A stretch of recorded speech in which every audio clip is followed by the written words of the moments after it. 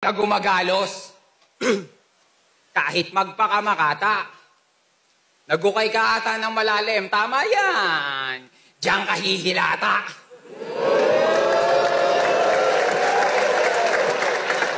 Buhay kitang ililibing kasama ng nagkakandamatay mong talata. Nais ko lang makakita ng makatang naaagnas habang nagmamakaawa. Dahil yung hinagpis mo ulila, kaya pikit bulagang yung diwa, kulang sa hilamos ng kumukulong mantika. Nang kumunat at maunat ang maskara nitong manika, na kahit iminani ko, nimoni ko, ang mekanismo mo ay mga sausaw. Sa timbangan lang yun ang aking palagay. Yung estilo mo hindi konkreto, aligagapat hindi mapalagay. Bata ka pa at supot kung sa mundo ko to ilalagay. Kikikilang ka lang ng 12 anyos na ako at may kalalagyan ka kapag hindi ka naglagay. Kasi papunta ka pa lang, Sen. Papunta na ako ulit.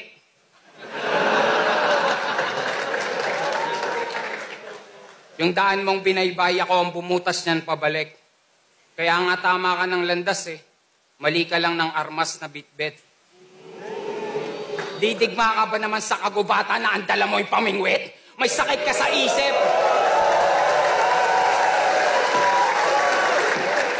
Palakpak kayo ng palakpak, may sakit to sa isip.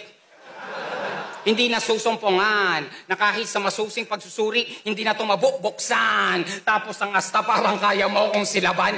Ako ang dagat-dagat ang apoy, hindi kita mararamdaman.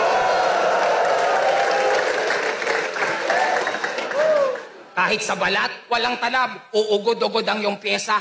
Ika'y leon sa gubat na binulag ng mariposa. Uminom ng tubig ng tumatuba na wala na ng panlasa.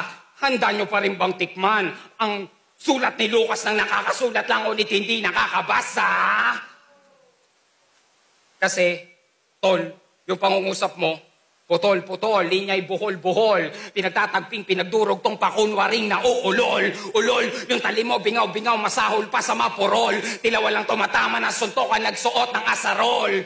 Pero, kahit saluhin ko lahat ng iyong ipupukol, ibuburol ka pa rin sa burol, na baolang ataol. Ilaw ang ulo mong kaparol habang nagsisilab ako ng dayami sa kubol.